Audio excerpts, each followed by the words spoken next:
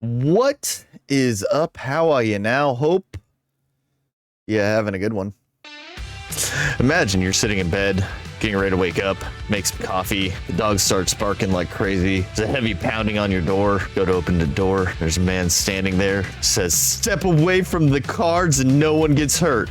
That's what happened for one YouTuber who accidentally got his hands on a set of Magic the Gathering cards that wasn't scheduled to be released until next month. I can only imagine seeing this go down like that one scene from The Big Lebowski. Couple of guys standing there over the YouTuber Cannon, just yelling, "Give us the cards, Cannon.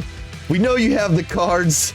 Give us the cards." It probably wasn't that dramatic. Granted, for the YouTuber, this had to be a hell of an event because he didn't see it coming. I mean, who could have? He went to a game card store and he bought a set of expansions. He thought he was buying an expansion set in March of the Machines, and within that, he accidentally bought at least one box of March of the Machine, the Aftermath, which is supposed to come out next month. Now, someone messed up, and I don't think it was the YouTuber who just bought a bunch of cards from a reputable trader thinking that he was getting March of the Machine. In fact, according to him, the trader that he bought them from didn't even know that they were the Aftermath cards. He just thought he was selling another set of March of the Machine cards. The theory that Cannon has come up with and the Pinkertons and Wizards of the Coast have yet to confirm, because this is still an ongoing investigation, is because of the packaging and naming. There was a mix-up at the shipping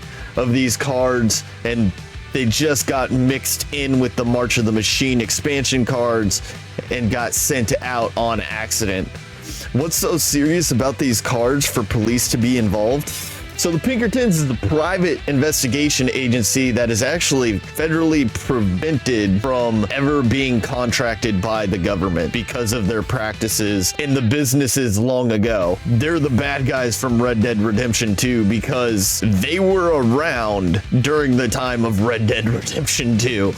I mean, this is not the first time Wizards of the West Coast has used the Pinkerton agency, and nor do I think it'll be the last, because if you look at it, the Hasbro Incorporation Director of Supply Chain Security Practices was previously a director with the Pinkerton agency, as well as the current manager in global investigations. So there's multiple people within the security agencies of the parent companies that were previous employees of the Pinkerton agency. So they have a working relationship, we'll put it that way. But these cards were not supposed to come out. They're not supposed to be released. It's intellectual property, and these cards go for a lot of money. But in fact, just a month ago, a similar situation happened with Pokemon trading cards, which go for a lot of money.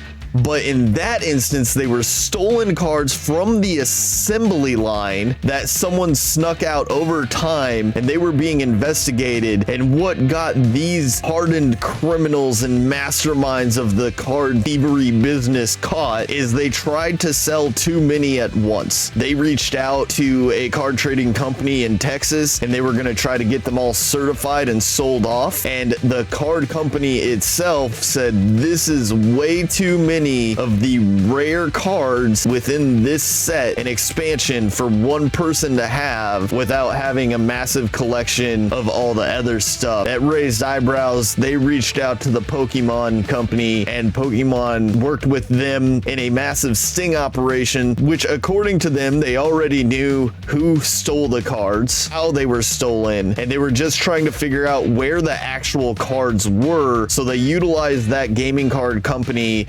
to effectively gather the cards for them, and then that man can go to jail. It seems like from the company's perspective, they didn't mean for it to be as dramatic as it came across. They just wanted them back so that it didn't get out early, affect their IP, and potentially have negative effects for the market for their cards.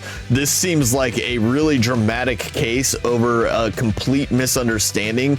In interviews with people, the content creator on YouTube, who's a hobbyist, he's not even a full-time content creator, according to him, no one contacted him prior to the Pinkertons showing up. The Pinkerton's reasoning for this is they didn't want to give him a chance to offload the cards before they could get in contact with him and secure the cards. Cannon also said that he wasn't entirely sure that he was or wasn't supposed to have them, because obviously there's no contracted obligation here.